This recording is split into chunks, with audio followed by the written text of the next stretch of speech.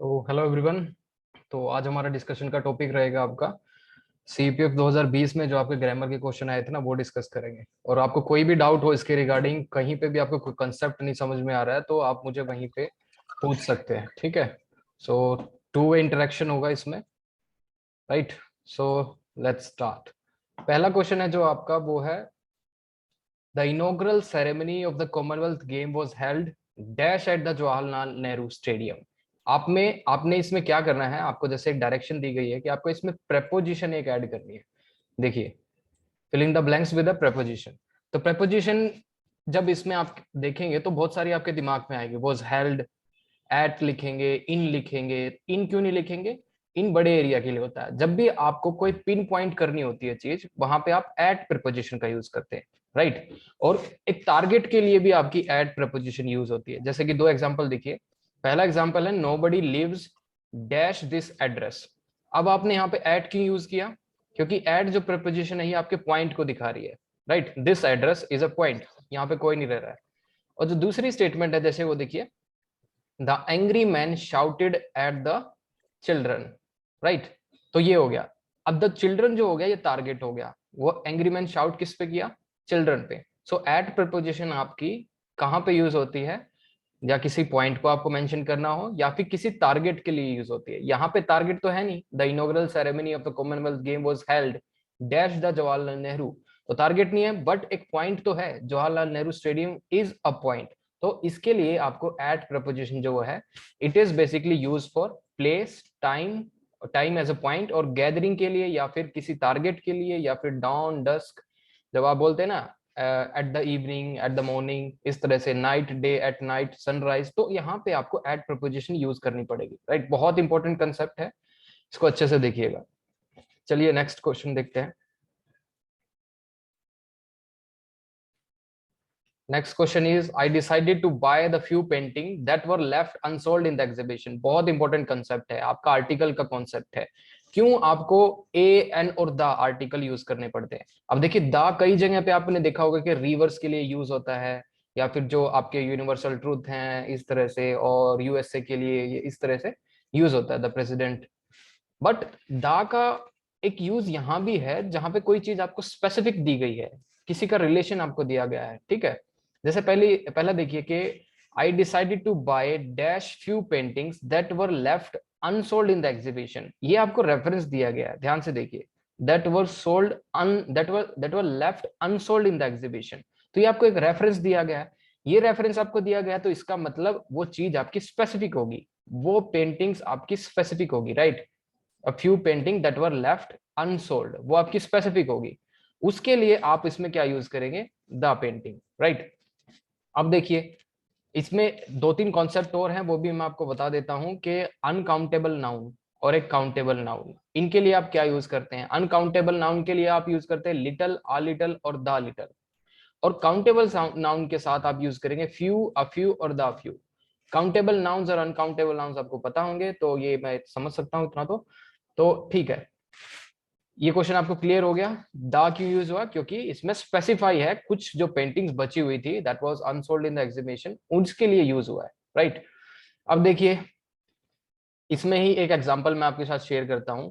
Example है, the few plants found in desert are called xerophytes. अब देखिए, जो डेजर्ट में कुछ प्लांट जो मिलते हैं, यहाँ पे स्पेसिफाई कर दिया ना इसमें डेजर्ट, तो स्पेसिफाई कर दिया। अब यहाँ पे ए फ्यू तो नहीं लिख सकते आप, यहाँ पे आपको द फ्यू लिखने पड़ेगा। Only those plant which are found in desert are called as xerophytes. So it's a specific case.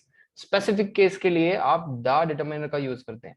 Next question देखिए, यही इसका एग्जाम्पल है एक और। We have invited the few friends that we have here. जो हमारे पास अभी हैं उन्हीं को इनवाइट किया है। अब यहाँ पे ए फ्यू क्यों नहीं लिखा मैंने इसलिए नहीं लिखा क्योंकि अब वो स्पेसिफाई हो गए हैं, इनडेफिनेट नहीं है वो फ्रेंड, अब वो डेफिनेट हो गए हैं। दैट वी हैव हियर, इसका मतलब जो मेरे दोस्त अभी है, मुझे पता तो होगा ना कौन है, अमित है, सुरेश है, जो भी है, तो वो यहाँ पे है। इसलिए द डिटरमिनर आपको यूज करना पड़ेगा, बिकॉज मैंने उसको स्पेसिफाई कर दिया, एक रेफरेंस दे दिया है, राइट। आपको दोबारा पूछा जा सकता है कंसेप्ट सीएपीएफ के अंदर। Okay, next is my neighbour takes care of my dog in my absence. आपको डायरेक्शन दी गई है, आपको ट्रांसफॉर्म करना है पैसिव फॉर्म में, इसका मतलब ये एक्टिव में है। एक्टिव में है तो सबसे पहले आपको आइडेंटिफाई करना है ये टेंस क्या है इस पर्टिकुलर क्वेश्चन का। टेंस, टेंस पास्ट में है, प्रेजेंट में है, फ्यूचर में है, उसके बाद इसमें वर्ब कौन सी यूज हुई है, वो चीजें आपको देखनी पड़ेगी, तभी आप इसको एक्टिव से पैसिव में कर सकेंगे। ठीक है, कई बार क्या होता है आप एक्टिव से पैसिव कन्वर्ट करते हैं तो उसमें टेंस जो क्वेश्चन में दिया होगा वो गलत कर देते हैं। टेंस दिया होगा प्रेजेंट में, आप पास्ट लिख के आ जाएंगे, या फिर पास्ट में दिया होगा आप प्रेजेंट लिख के आ जाएंगे, सबसे बड़ी गलती है, मार्क्स नहीं मिलेंगे। अब इसमें देखिए ध्यान से, अब इसमें जो वर्ब है वो देखिए takes care of, it's a phrasal verb, और ये आपकी प्रेजेंट की है, टेक्स केयर ऑफ। पास्ट की होती तो टेकन होता, टेकन केयर ऑफ, राइट। तो देखिए प्रेजेंट इंडेफिनिट टेंस हो गया, एक चीज पता लगी। दूसरी चीज क्या पता लगानी है, जो भी आपका एक्टिव सेंटेंस का सब्जेक्ट होगा उसको आपको ऑब्जेक्ट बनाना है जब आप चेंज कर लेंगे, और जो आपका एक्टिव सेंटेंस का जो आपका ऑब्जेक्ट होगा उसको क्या बनाना है आपको, सब्जेक्ट। बस खत्म बात। अब इसका जो ऑब्जेक्ट है एक्टिव सेंटेंस का माई डॉग, उसको मैं बना दूंगा सब्जेक्ट, राइट। उसके हिसाब से मुझे लिखनी पड़ेगी बी की फॉर्म, क्योंकि बी की फॉर्म ही जब आप यूज करेंगे passive voice, this passive form में, तभी उसको पैसिव माना जाता है। तो बी की फॉर्म प्लस वर्ब की थर्ड फॉर्म, इसको बोलते हैं पैसिव फॉर्म। अब देखिए इसमें इज क्यों यूज हुआ, ओके। सागर कह रहे हैं voice is breaking, okay voice is breaking, हाँ थोड़ा इशू हुआ होगा, चलो ठीक है, कैसे भी करके करते हैं। तो अब देखिए my neighbour takes care of my dog in my absence, okay. अब मैं ये कह रहा हूं कि माई डॉग को मैंने, ये जो इसका ऑब्जेक्ट था एक्टिव सेंटेंस में, मैंने उसको क्या बना लिया, सब्जेक्ट बना लिया है। उसके साथ ही अब मुझे आइडेंटिफाई करना है इसका टेंस क्या है, टेंस है present indefinite tense, present indefinite tense है, तो इसके साथ माई डॉग के साथ बी की कौन सी फॉर्म लिखनी पड़ेगी, डिपेंडिंग अपॉन द सब्जेक्ट। अब इसमें सब्जेक्ट क्या बन गया मुझे पैसिव में करते वक्त, माई डॉग मैं से सब्जेक्ट ले रहा हूं जो कि सिंगुलर नंबर का है, और सिंगुलर नंबर के लिए आप कौन सी बी की फॉर्म यूज करते हैं, सिंगुलर, जो कि इज होगी इसमें। अब यहाँ पे मैं वॉज भी लिख सकता था, नहीं, क्योंकि टेंस यहाँ पे क्या है, प्रेजेंट है, इसलिए मुझे प्रेजेंट टेंस की बी की फॉर्म यूज करनी पड़ेगी, राइट। तो वो आएगा इज। उसके साथ पैसिव बनाते हुए आपको जो मेन वर्ब की फॉर्म है वो थर्ड वर्ब की थर्ड फॉर्म यूज करनी पड़ेगी। अब टेक्स केयर ऑफ, ये आपकी फर्स्ट फॉर्म हो गई जो कि आपकी फ्रेजल वर्ब है।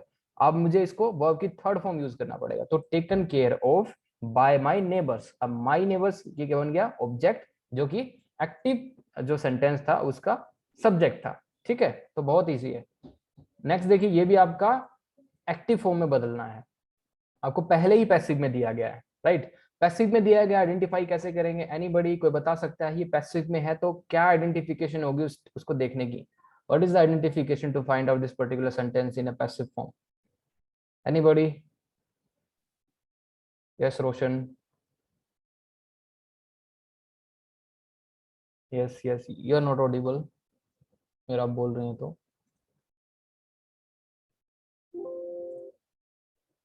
ओके चलो ठीक है, मैं बता देता हूँ आपको। सो देखिए, पैसिव में देखने का एक ही तरीका जो मैंने आपको बताया था, बी की फॉर्म के साथ आपकी हमेशा क्या यूज होगी, वर्ब की थर्ड फॉर्म। अब इसमें बी की फॉर्म क्या है, वॉज, पता क्या लगा इससे, पास्ट इंडेफिनिट है, राइट। नो रोशन प्रपोजिशन से नहीं पता लगा सकते, बाय द चीफ मिनिस्टर, मैं आपको एक्टिव सेंटेंस में भी वाई यूज करके दिखा दूंगा, ठीक है, वो नहीं हो सकता। किसी सेंटेंस में आपको बिना बाय के भी लिख दूंगा मैं कोई चीज, तो वो पैसिव होगा, ये आप समझ लीजिए। By is not an identification, it is not only the necessary identification जैसे आप पता लगा सके, ये पैसिव में है, ठीक है, याद रखना। तो आपका इसमें क्या होगा, मेन चीज क्या करनी होगी आपको इसमें, वॉज लेड, वॉज क्या है आपकी बी की फॉर्म है, उसके साथ वर्ब की थर्ड फॉर्म यूज हुई है, तो ये आपकी होगी पैसिव सेंटेंस। एक्टिव में चेंज करना है, क्या दिमाग में रहेगा एक्टिव में चेंज करते वक्त, सेंटेंस में दिया गया ऑब्जेक्ट आपका सब्जेक्ट बन जाएगा, चीफ मिनिस्टर जो ऑब्जेक्ट है मैं उसको सब्जेक्ट बनाऊंगा, ठीक है। अब जो द फाउंडेशन स्टोन है जो सब्जेक्ट है इसको मैं ऑब्जेक्ट बनाऊंगा, ठीक है, दो चीज ये होगी। उसके बाद मुझे बी की फॉर्म ड्रॉप करनी पड़ेगी, ठीक है, क्योंकि एक्टिव सेंटेंस में बी की फॉर्म की कोई जरूरत नहीं है, तो मैं वॉज को क्या करूंगा, ड्रॉप करूंगा एक्टिव में चेंज करते हुए, ठीक है। तीसरा, टेंस चेंज नहीं करूंगा। अब वॉज इसमें यूज हुआ तो इसका मतलब ये पास्ट इंडेफिनिट है, तो मेन वर्ब जो है, जो इसमें मेन वर्ब क्या है, laid, laid is a main verb, तो मेन वर्ब की सेकंड फॉर्म यूज करूंगा पास्ट इंडेफिनिट बनाने के लिए, ये मैंने कर दिया, the chief minister laid the foundation stone of this auditorium, ठीक है। कोई प्रॉब्लम हो तो पूछ लेना। Next question is neither the driver nor the passenger of the bus dash injured in the accident. आपको फिल इन द ब्लैंक्स दिया गया है और आपको बोला गया है आपको यूज करना है appropriate form of the verb B. देखिए बी के पीछे हाथ धो के पड़ गया यूपीएससी, बार बार यही पूछ रहा आपसे। तो बी की फॉर्म आपको दी गई है। अब आपके पास बी की फॉर्म दी गई है तो बी की कितनी फॉर्म होती है ये बताइए मुझे। अगर प्रेजेंट इंडेफिनिट में देखेंगे तो इज एम आर, ठीक है 3 फॉर्म है। पास्ट में देखेंगे तो वॉज एंड वर, ठीक है 2 फॉर्म ही होगी, तो टोटल 5 हो गई। अब 5 में से आप इसमें कौन सी यूज करेंगे, ये आपको देखना होगा कि इसमें सब्जेक्ट कौन सा है और टेंस कौन सा है। ठीक है, 2 चीजें कौन कौन सी ध्यान रखेंगे, सब्जेक्ट क्या है, कौन से नंबर का है, सिंगुलर है या प्लूरल है, ठीक है। और दूसरा क्या देखना है आपको, टेंस क्या है, ठीक है, टेंस क्या है उसमें ये देखना है आपको। अब देखिए इसमें पहली बात, neither the driver nor the passengers. अब देखिए नोर द पैसेंजर्स हो गया तो मतलब most immediate, most immediate subject को ही हम क्या मानते हैं, जो मेन सब्जेक्ट होगा। द पैसेंजर मोस्ट इमीडिएट हो गया तो इसमें प्लूरल नंबर का हो गया, राइट। दूसरी चीज इसमें कोई वर्ब दिख रही है आपको, क्योंकि बी तो एक वर्ब डालनी ही है मुझे। अगर मुझे टेंस आइडेंटिफाई करना होगा तो एक वर्ब देखनी होगी आपको सेंटेंस में। वर्ब कहीं है, नहीं है, कहीं भी नहीं है। देखिए ये है आपको इंजर्ड तो दिख रहा है, ठीक है, injured is a main verb और मेन वर्ब से आप हमेशा टेंस आइडेंटिफाई नहीं कर पाते, आपको हेल्पिंग वर्ब हमेशा सही टेंस बताती है। तो इसमें हेल्पिंग वर्ब तो हमें फिल करने के लिए बोला है, बी की फॉर्म फिल करिए, और मेन वर्ब हमको ये दे रखी है सेकंड फॉर्म या फिर थर्ड फॉर्म हो सकती है, ठीक है। क्योंकि बी की फॉर्म डालने के लिए कहा है तो ये हमेशा वर्ब की थर्ड फॉर्म होगी, ठीक है। तो इससे टेंस क्या पता लगा आपको, अगर ये वर्ब की सेकंड फॉर्म हो नहीं सकती बी के साथ, कभी भी बी के साथ वर्ब की सेकंड फॉर्म नहीं आएगी। बी के साथ हमेशा या तो कॉन्टिन्यूअस फॉर्म आएगी वर्ब की या फिर वर्ब की थर्ड फॉर्म, ठीक है, ये समझना। अब देखिए क्योंकि बी की फॉर्म भरने के लिए बोला तो injured must be a verb की थर्ड फॉर्म, थर्ड फॉर्म हो गया। अब देखिए अब मुझे टेंस का नहीं पता लगा तो 2 ऑप्शन है आपके पास इसमें भरने का, या तो आप इसको पास्ट बना दीजिए वर लगा के, या फिर इसको प्रेजेंट लगा दीजिए आर लगा के, ठीक है। आर लगा के होएगा तो प्रेजेंट इंडेफिनिट टेंस बन जाएगा, वर लगाएंगे तो पास्ट इंडेफिनिट टेंस बन जाएगा, ठीक है। ये 2 चीजें याद रखिए, दोनों केस सही हैं, लेकिन अनलेस एंड अनटिल आपको जब तक क्वेश्चन के अंदर ये दिया ना जाए स्पेसिफिकली कि ये प्रेजेंट टेंस से है या फिर पास्ट टेंस से है, पास्ट टेंस से है तो पास्ट मत यूज करिए। तो उसमें बाय डिफॉल्ट हम क्या है प्रेजेंट इंडेफिनिट टेंस यूज करते हैं, तो यहाँ पे आर यूज करिए आप, ठीक है। तो आर यूज करेंगे, अगर आप वर भी लगा के आ जाएंगे आई कैन गारंटी आपका क्वेश्चन गलत नहीं होगा। वर भी इतना ही ठीक है जितना आर है, बस मतलब क्या हो गया वो इंजर्ड हो गए थे, पास्ट का हो गया बस, ठीक है। क्योंकि इसमें टेंस दिया नहीं हुआ इसलिए मैं वर्ब भी यूज कर सकता हूं, इट इज माय डिस्क्रिशन।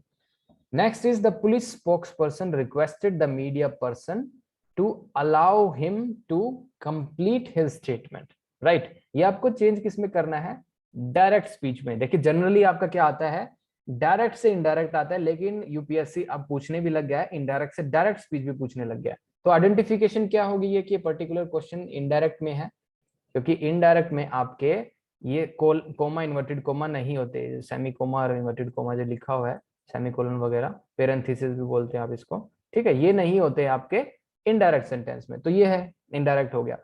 दूसरा आपको आइडेंटिफाई करना है, जब भी आप इस तरह से चेंज करेंगे आपको पता लगाना है ये किस टाइप का सेंटेंस है। कल मैंने क्लास ली थी उसमें 5 टाइप के सेंटेंस हमने डिस्कस किए थे।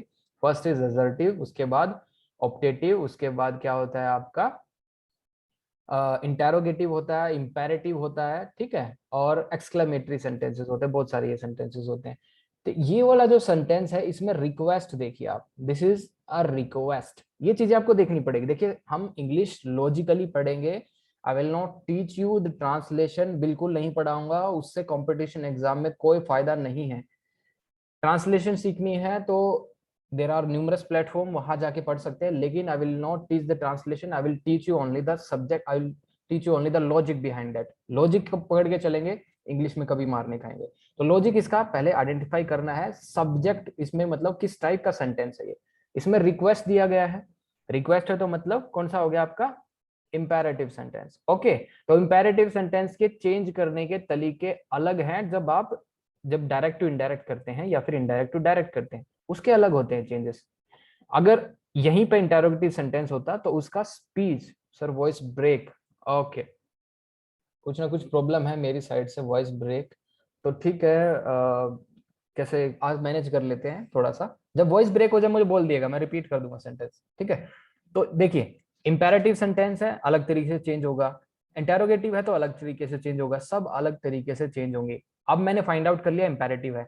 इंपेरेटिव है तो उसके लिए आपकी रिपोर्टिंग स्पीच में, ओके, आपकी रिपोर्टिंग स्पीच में क्या होता है, रिपोर्टिंग स्पीच में क्या चेंजेस आते हैं और रिपोर्टिंग वर्ब में क्या चेंजेस आते हैं। तो रिपोर्टिंग वर्ब क्या है इसमें, रिपोर्टिंग वर्ब ये है, देखिए ये रिपोर्टिंग वर्ब है, और इसके बाद ये रिपोर्टिंग स्पीच है। जब उसको डायरेक्ट स्पीच में कन्वर्ट करने से पहले का ये बता रहा हूं आपको। तो देखिए ध्यान से बस ये दो चीजें याद कर लीजिए, क्या क्या चेंजेस आएंगे आपकी रिपोर्टिंग वर्ब में जो आपको दिया हुआ है। जैसे रिक्वेस्ट, वो रिक्वेस्ट आपको सैड टू में चेंज करना पड़ेगा। जैसे इसमें रिक्वेस्ट है, अब रिक्वेस्टेड हो गया, इसका मतलब ये क्या है, कौन सा टेंस है, पास्ट इंडेफिनिट, ठीक है। रिक्वेस्टेड वर्ब की सेकंड फॉर्म यूज है, एक चीज ये ध्यान रखिए। तो रिक्वेस्ट किस में चेंज हो गया, सैड टू में, मैंने चेंज कर दिया, देखिए ध्यान से, सैड टू में चेंज कर दिया। उसके बाद दूसरी चीज क्या करनी है आपको, टू और नॉट टू यूज करना है आपको इंस्टेड ऑफ कंजंक्शंस।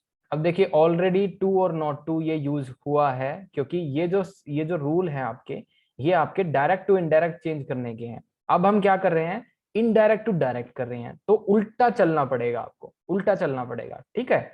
अब उल्टा कैसे चल रहे हैं, क्योंकि रिक्वेस्टेड को मैंने सेड टू में चेंज कर दिया उल्टा चलते हुए।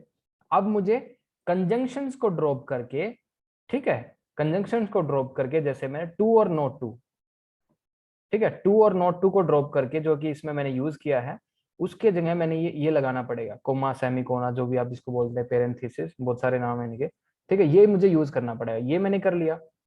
उसके बाद सबसे इंपॉर्टेंट जो चीज है वो है इसमें, ये जो हिम प्रोनाउन यूज हुआ है। अब हिम प्रोनाउन को जो यूज हुआ है उसकी जगह मुझे क्या चेंज करना पड़ेगा, ये आपको ध्यान में रखना है। अब देखिए हिम क्या है, थर्ड पर्सन प्रोनाउन है, राइट। अगर थर्ड पर्सन प्रोनाउन उसमें तो कोई चेंज होता नहीं। किस केस में नहीं होता, जब हम डायरेक्ट से इनडायरेक्ट कर रहे होते हैं, लेकिन यहां तो डायरेक्ट स्पीच से हम इनडायरेक्ट स्पीच से डायरेक्ट बना रहे हैं, तो अब तो चेंज होगा, ठीक है। जब आप इनडायरेक्ट से डायरेक्ट करेंगे तो उसमें जो आपका थर्ड पर्सन लिखा होता है उसमें चेंज आता है, लेकिन जब आप डायरेक्ट से इनडायरेक्ट करते हैं तो थर्ड पर्सन जैसे ही, शी, इट, दे जो चेंज आता है उसमें कोई चेंज नहीं आता, ठीक है। अब देखिए, अब हमने क्या बोला, इसमें हिम को चेंज करना है, तो हिम किसके अकॉर्डिंग चेंज होता है, देखिए यहाँ पे देखिएगा आप, आई एंड वी, ये है आपका फर्स्ट पर्सन। अगर ये लिखा होगा तो that will change according to the subject of the reporting verb. अब मैं उल्टा चल रहा हूँ वापस, मतलब मैंने कैसे ना कैसे करके, ये जो हिम यूज किसके लिए हुआ है, सबसे पहले ये बता दिए, हिम यूज हुआ है हमारा द पुलिस स्पोक पर्सन के लिए, उसके लिए यूज हुआ है, तो क्या है वो थर्ड पर्सन है, वर्ब का मतलब थर्ड पर्सन है ना, थर्ड पर्सन स्पीकर है। तो अब ये देखिए, उसके हिसाब से मुझे आई यूज करना पड़ेगा, ठीक है। तो हिम को ड्रॉप करके आई का पॉजेसिव केस मैं मी यूज करूंगा, क्योंकि हिम भी आपका प्रोनाउन, पॉजेसिव केस का प्रोनाउन यूज हुआ है, तो आई का भी पॉजेसिव केस प्रोनाउन क्या होगा, me. So let me complete my statement is your correct answer. The policeman, police spokesperson said to the media person, उसके बाद ये डायरेक्ट आपकी बन गई direct speech, let me complete my statement, ठीक है। नेक्स्ट इज, ये आपका कंडीशनल का आ गया। कंडीशनल मैंने कल भी डिस्कस किया था, तीन टाइप के होते हैं, open conditional, close conditional, semi close conditional. और कंडीशनल में क्या सीन होता है आपका, आपको एक सिचुएशन दी जाती है, कंडीशन दी जाती है, और यूपीएससी आपको क्या पूछता है, आपको कंप्लीट करना है सेंटेंस, ठीक है। आप कंप्लीट जब भी कर पाएंगे जब आप आइडेंटिफाई कर लेंगे ये कौन सी कैटेगरी का कंडीशनल है। पता लगाना होगा क्या ये ओपन कंडीशनल है, क्या ये क्लोज कंडीशनल है, क्या ये सेमी क्लोज कंडीशनल है। जब तक पता नहीं लगा पाएंगे, फुलफिल नहीं कर पाएंगे डिमांड को, ठीक है। इसके लिए क्या करना होगा आपको, अब देखना होगा जो इफ है, इफ एक कंजंक्शन है जो कि कंडीशन के लिए यूज होता है, ठीक बात। उसके बाद देखिए the police had reached, identify करने का तरीका क्या है, अगर इफ कंडीशन के साथ आपका पास्ट परफेक्ट टेंस यूज हुआ है, that is the past perfect tense, had plus verb की थर्ड फॉर्म पास्ट परफेक्ट, तो किस में लाई करेगा, ये आपका पास्ट इमेजिनेशन, मतलब क्लोज कंडीशनल का ये एग्जांपल है, ठीक है। क्लोज कंडीशनल के अंदर लाई करता है, तो आपकी पास्ट इमेजिनेशन होगी। क्लोज कंडीशनल के अंदर आपको क्या लिखना पड़ता है, मेन क्लोज के अंदर आपको क्या बनाना पड़ता है, कुड हैव प्लस वर्ब की थर्ड फॉर्म लिखना पड़ेगा, या फिर वुड हैव प्लस वर्ब की थर्ड फॉर्म, या फिर शुड हैव प्लस वर्ब की थर्ड फॉर्म। मतलब इसमें भी आपको परफेक्ट बनाना पड़ेगा, ठीक है। अब देखिए, ध्यान से देखिए, तो मैं क्या लिखूंगा इसमें, अब the policeman had reach the crime scene, if the policeman had reach the crime scene on time, the victim, space दे दिया, बस इसमें पूरा ब्लैंक है, अब अपनी इमेजिनेशन से आप भरिए। द विक्टिम, क्या हो सकता था विक्टिम के साथ, अगर पुलिसमैन क्राइम सीन पे टाइम पे पहुंच जाती। आज आप मेरे साथ बैठ के बात कर रहे हैं कि उस टाइम पे क्या हुआ, पुलिसमैन टाइम पे नहीं पहुंची, पुलिस टाइम पे नहीं पहुंची, तो वो विक्टिम मर गया, ठीक है, वो विक्टिम मर गया। लेकिन आप सपोज कर रहे हैं, इमेजिन कर रहे हैं, काश उस टाइम पुलिस, मतलब उस टाइम पुलिस बहुत टाइम पे पहुंच जाती तो विक्टिम बच सकता था, या फिर कुछ और, the victim could have been को, ऐसे कुछ करके, कुड हैव बीन सेव्ड या फिर रेस्क्यूड, कुछ कुछ भी तरह से। तो यहाँ पे मुझे क्या लगाना पड़ेगा, कुड हैव बीन सेव्ड। तो इसका इंप्लाइड मीनिंग क्या बना, इसका इंप्लाइड मीनिंग बना ना तो पुलिसमैन टाइम पे पहुंचे क्राइम सीन पे, और ना ही विक्टिम को बचा पाए, ये इसका मतलब हो गया, ठीक है। तो क्लोज कंडीशनल का है, इससे रिलेटेड दोबारा भी कोई प्रॉब्लम रहेगी तो आप मुझसे पूछ सकते हैं, ओके। जैसे सिमिलर क्वेश्चन एक और दिखा देता हूँ, क्लोज कंडीशनल का एक एग्जांपल है। क्वेश्चन है, if you had taken proper rest. अब देखिए, इफ कंडीशन, इफ जो कंजंक्शन है मैंने उसके साथ पास्ट परफेक्ट यूज किया, हैड प्लस वर्ब की थर्ड फॉर्म, तो इसका मतलब क्या हो गया, क्लोज कंडीशनल हो गया। अब जो मेन क्लोज में मुझे क्या लिखना होगा, मेन क्लोज में ये वाला फॉर्मेट रहेगा, वुड हैव प्लस वर्ब की थर्ड फॉर्म, जो आपकी वर्ब रहेगी वो थर्ड फॉर्म आएगी इसमें। अब मैंने लिख दिया you would have got well soon. अगर यहाँ पे मैं हैव को ड्रॉप कर दूं और सीधा लिख दूं you would get well soon, गलत हो जाएगा, ठीक है, बिल्कुल गलत हो जाएगा, वो केस आप इसमें नहीं यूज कर सकते। आपको यूज करना होगा you would have plus verb की थर्ड फॉर्म, तो गोट आप यूज करेंगे हैव के साथ, क्योंकि आपका क्लोज कंडीशनल है, आपका पास्ट इमेजिनेशन है, तो यहाँ पे भी आपको पास्ट का रिजल्ट दिखाना पड़ेगा, ठीक है। नेक्स्ट इज रिफ्लेक्सिव प्रोनाउंस है, कल भी रिफ्लेक्सिव प्रोनाउन से क्वेश्चन आया था आपका 2021 में, 2020 में भी रिफ्लेक्सिव प्रोनाउन में है, तो यूपीएससी हाथ धो के पड़ गया है प्रोनाउन के पीछे, प्रोनाउन से बार बार क्वेश्चन पूछे जाएंगे। क्वेश्चन है, we need to take care of dash. अब वी का आपको रिफ्लेक्सिव लिखना है, ठीक है। सबसे पहले देखिए प्रोनाउन कितने टाइप के होते हैं, 9 टाइप के प्रोनाउन है, personal, reflexive, emphatic, reciprocal, demonstrative, distributive, infinitive, बहुत हो गए। तो रिफ्लेक्सिव देखिए क्या होता है, it is use an object, object की तरह यूज होता है हमेशा, आवर सेल्फ, जैसे इसमें आवर सेल्फ ऑब्जेक्ट की तरह यूज हुआ है, और सब्जेक्ट क्या है स्टेटमेंट में, वी, राइट। ये देखिए, तो रिफ्लेक्सिव प्रोनाउन सबसे पहले आपका ऑब्जेक्ट की तरह यूज होगा, ठीक है। रिफ्लेक्सिव प्रोनाउन हमेशा आपका ऑब्जेक्ट की तरह यूज होगा when the subject and object of a verb is the same person और थिंग, ठीक है। इसके बाद देखिए, अब वी है सब्जेक्टिव केस, इसका ऑब्जेक्टिव केस हो गया आवर, और इसका रिफ्लेक्सिव केस क्या हो गया, आवर सेल्फ, ठीक है। तो आपका आंसर हो गया आवर सेल्फ। नेक्स्ट देखिए, सबसे इंपॉर्टेंट कॉन्सेप्ट और सबसे ज्यादा इसमें प्रॉब्लम रहती है कैंडिडेट को, ये है आपका, जब आपको कॉम्प्लेक्स सेंटेंस में चेंज करना होता है या फिर सिंपल सेंटेंस में चेंज करना होता है, तो ये आपका ट्रांसफॉर्मेशन ऑफ सेंटेंस है, ठीक है। स्टेटमेंट दिया गया आपको, give your statement to the police, full stop, इसका मतलब ये स्टेटमेंट यहीं खत्म होती है, ये दूसरी स्टेटमेंट शुरू हो गई है, it will enable them to arrest the culprit, ये फुल स्टॉप। तो फुल स्टॉप का मतलब ये है, पहले वाली स्टेटमेंट का दूसरे से लिंक नहीं एस्टेब्लिश है, राइट, अलग अलग स्टेटमेंट है। Give your statement to the police, it will enable them to arrest the culprit, ठीक है। वैसे तो ठीक है, हम पूरा रिलेट कर पा रहे हैं पैराग्राफ में देखे तो, बट आपस में इंटरकनेक्शन नहीं है फुल स्टॉप लिखने के बाद, मतलब एक स्टेटमेंट बिल्कुल सेपरेट हो जाती है। अब देखिए आपको डायरेक्शन क्या दी गई है, डायरेक्शन आपको दी गई है, you have to write one simple sentence by combining the two sentences, एक सिंपल सेंटेंस में आपको लिखना पड़ा, ठीक है, सिंपल सेंटेंस एक होना चाहिए आपका। अब क्या सिंपल सेंटेंस की कैरेक्टरिस्टिक्स होती हैं, सिंपल सेंटेंस के अंदर आपका एक सब्जेक्ट रहेगा, एक वर्ब रहेगी, ये होता है सिंपल सेंटेंस, उसके अंदर कोई भी कंजंक्शन नहीं यूज होगा, ये होता है सिंपल सेंटेंस। अब देखिए, अब ये दो सेंटेंस है, दो सेंटेंस को एक सेंटेंस में बनाना है, एक सेंटेंस में बनाने का क्या तरीका होगा, क्योंकि सिंपल सेंटेंस में बनाना तो इसका मतलब एक ही सब्जेक्ट रहेगा, एक ही वर्ब रहेगी और कोई कंजंक्शन नहीं यूज करना है, ठीक है। गलती करते हैं स्टूडेंट्स, कंजंक्शन यूज कर लेंगे या फिर दो सब्जेक्ट भी लिख देंगे और दो वर्ब भी यूज कर लेंगे और सोचेंगे मेरा सिंपल सेंटेंस में कन्वर्ट हो गया, नहीं होगा, ठीक है।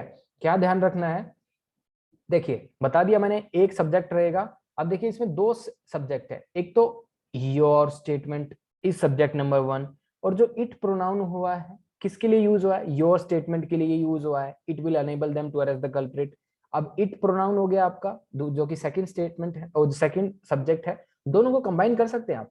कंबाइन कैसे करेंगे, तरीका बता रहा हूं, देख लीजिएगा। तरीका ये है, बाय यूजिंग अ नाउन और अ फ्रेज।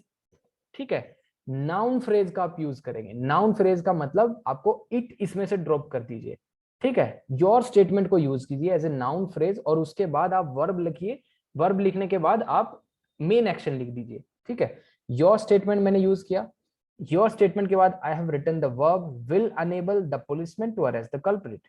ठीक है, ये अब देखिए कहीं भी आइडेंटिफाई कीजिए, इसमें एक से ज्यादा सब्जेक्ट है, कहीं पे कंजंक्शन है नहीं है। देखिए, your statement is a subject, उसके बाद वर्ब क्या है, will enable is a verb. अब ये ऑब्जेक्ट हो गया मेरा, the policeman to arrest the culprit. अब कहेंगे अरेस्ट भी तो वर्ब है, लेकिन वो वर्ब नहीं है, वो टू के साथ वर्ब लिखी गई है, वो इंफिनिटिव है, that is not a verb. अगर इसका वर्ब होती, अगर ये वर्ब होती तो एक और सब्जेक्ट मुझे लिखना पड़ता। ठीक है, तो ये आपका हो गया। उसके बाद देखिए next is he sings only in the bathroom. अब ये चेंज करना है आपको कॉम्प्लेक्स सेंटेंस में। ये आपको कॉम्प्लेक्स सेंटेंस में चेंज करना है। Change this simple sentence into complex sentence. अब देखिए पहले ही मेंशन है इसमें कि ये सिंपल सेंटेंस है।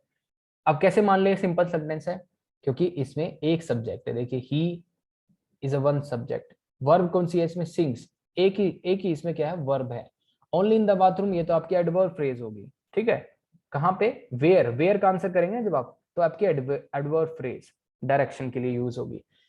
तो प्लेस ऑफ मैनर हो गया इस तरह से। तो he sings only in the bathroom आपको चेंज करना है कॉम्प्लेक्स सेंटेंस में। अब आपको ध्यान रखना है कॉम्प्लेक्स सेंटेंस के क्या फीचर होते हैं। कॉम्प्लेक्स सेंटेंस में आपको एक क्या है, कंजंक्शन यूज करना पड़ता है, उसके बिना वो कॉम्प्लेक्स सेंटेंस माना नहीं जाएगा। और कौन सा कंजंक्शन यूज करेंगे, ये वाला सबऑर्डिनेट कंजंक्शन।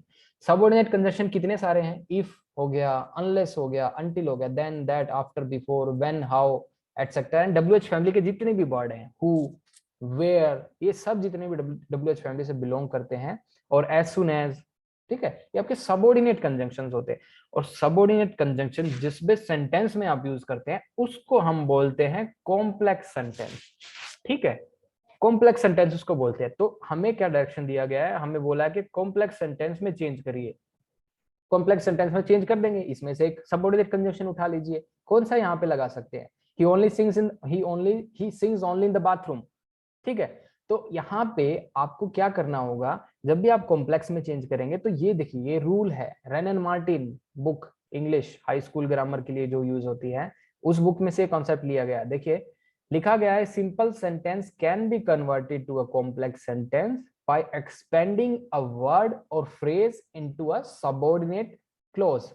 ठीक है, इसका मतलब क्या है, सिंपल सेंटेंस को कॉम्प्लेक्स में कन्वर्ट किया जाता है, लेकिन आपको एक्सपेंड करने पड़ेगा एक वर्ड को या फिर एक फ्रेज को, किसमें, एक सबऑर्डिनेट क्लोज में।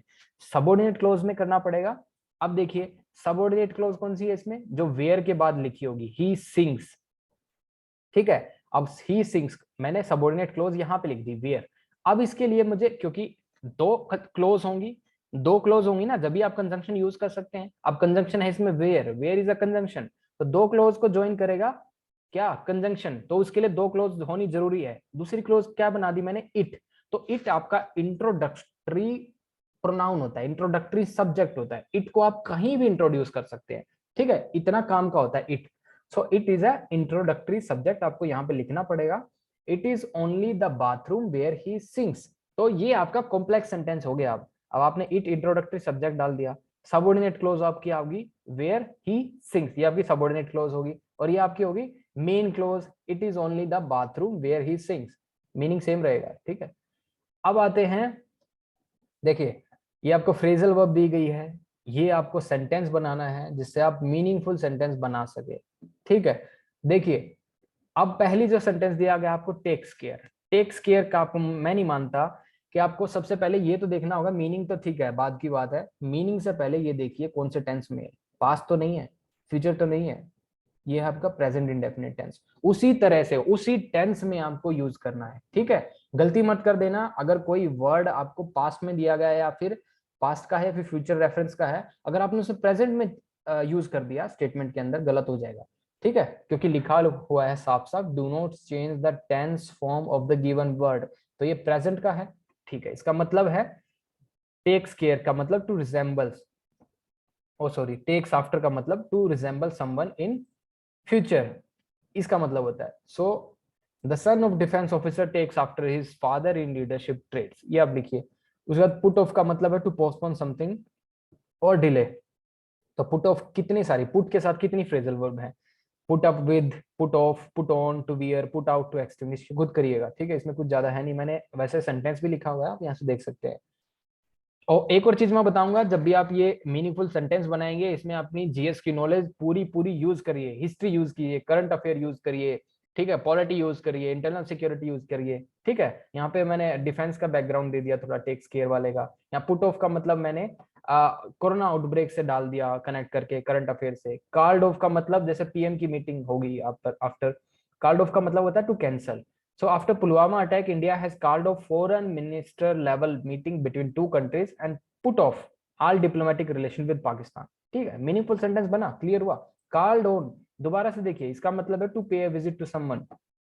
अब देखिए, the PM called on defence minister this morning to discuss the security situation. दो इसके मतलब है, एक तो मेक यूज ऑफ समवन और something as a source to help, और pay a visit to someone, ठीक है।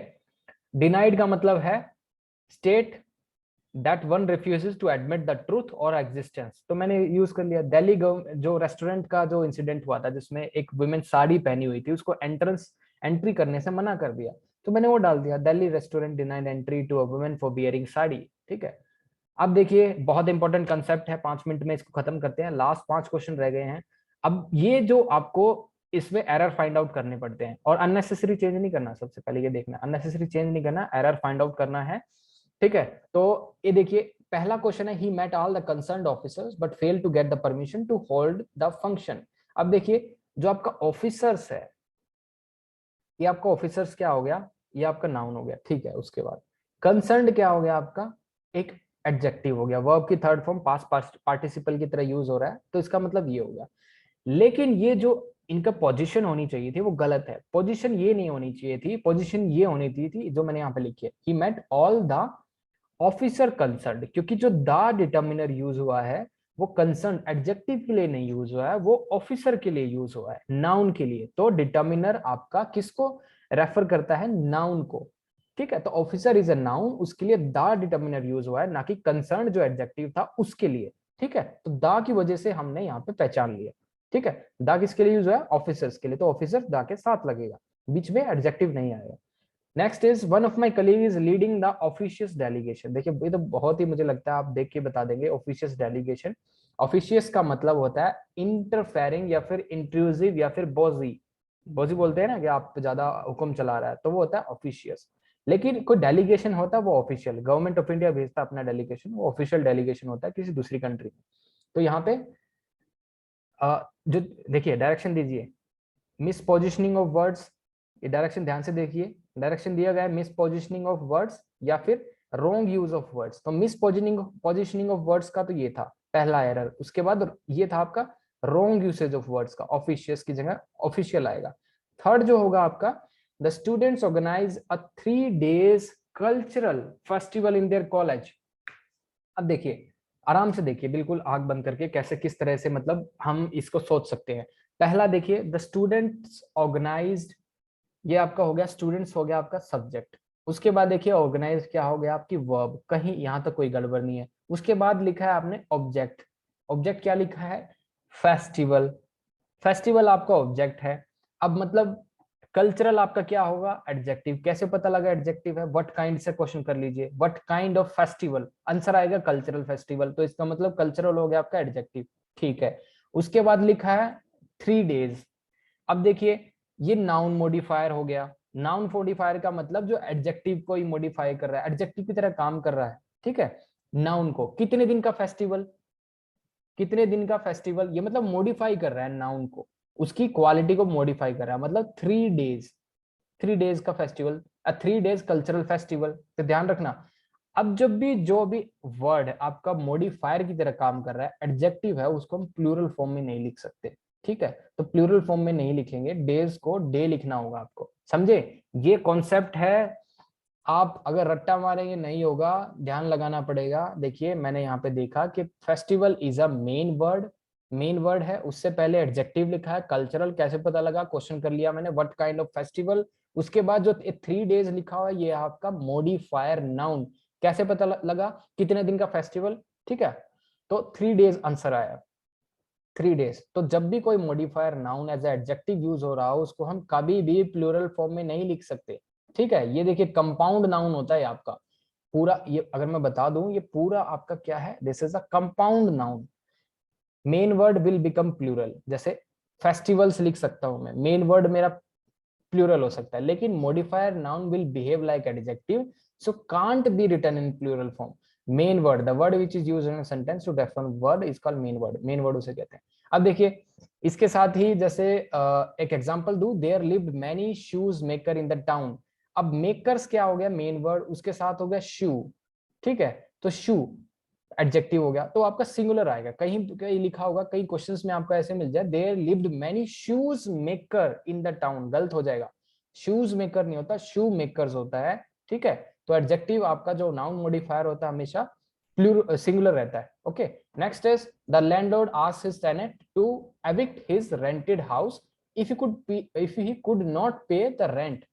अब देखिए एविक्ट होता है, एविक्ट का मतलब होता है expel someone from a property specially with the support of law. लेकिन यहाँ पे तो उसको बात की गई है कि अगर वो रेंट नहीं दे पाएगा तो उसको रूम से निकाल देंगे। So to leave a place that one previously occupied. तो इतना डीप में जाने की जरूरत नहीं है कि हम इसका लॉ का सपोर्ट लेंगे या फिर ये करेंगे, तो simply we can use a vacate verb.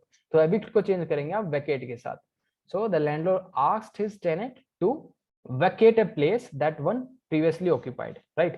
Last question है, we need an affordable vaccine for everyone because we will only be safe if everyone else is safe। दोबारा मिस पोजिशनिंग ऑफ वर्ड का error आ गया है। देखिए we will only be safe, we क्या है आपका subject, will क्या है आपका वर्ब, only क्या है एडवर्ब, be क्या है आपका be safe, be आपका हो गया बी की फॉर्म, उसके बाद ये आ गई मेन वर्ब, ठीक है। बी की फॉर्म होगी। विल आपका हो गया फ्यूचर टेंस, मतलब मोडाल्स हो गया। मोडाल्स के बाद आपने बी यूज किया है पैसिव बनाने के लिए, मतलब पैसिव नहीं सॉरी, ये सिंपल आपका बी की फॉर्म यूज किया है, उसके साथ अब मैंने सेफ लिखा है मेन वर्ब। ओके, अब देखिए इसके बाद क्या हुआ, जो आपकी पोजीशन होती है एडवर्ब की वो आप वर्ब के साथ लिखते हैं, मेन वर्ब के साथ। हमेशा एडवर्ब मेन वर्ब के साथ लिखेंगे, ना कि हेल्पिंग वर्ब के साथ। ओके, तो और answer would be he will be safe only, ठीक है। ये आपको याद रखना है, he will be safe only. तो ओनली की पोजीशन क्या रहेगी, सेफ के बाद, मतलब या तो सेफ से पहले लिख सकते हैं he will be only safe, तो ये गलत हो जाएगा। लेकिन ओनली आप सेफ के बाद लिखिए, मेन वर्ब के साथ लिखी जाएगी he will be safe only, ठीक है। तो ये आपका रूल रहा। देखिए as a general rule the word only should be placed immediately before the word it modifies। जिसको मॉडिफाई कर रहा है उसके साथ लिखिए इमीडिएटली।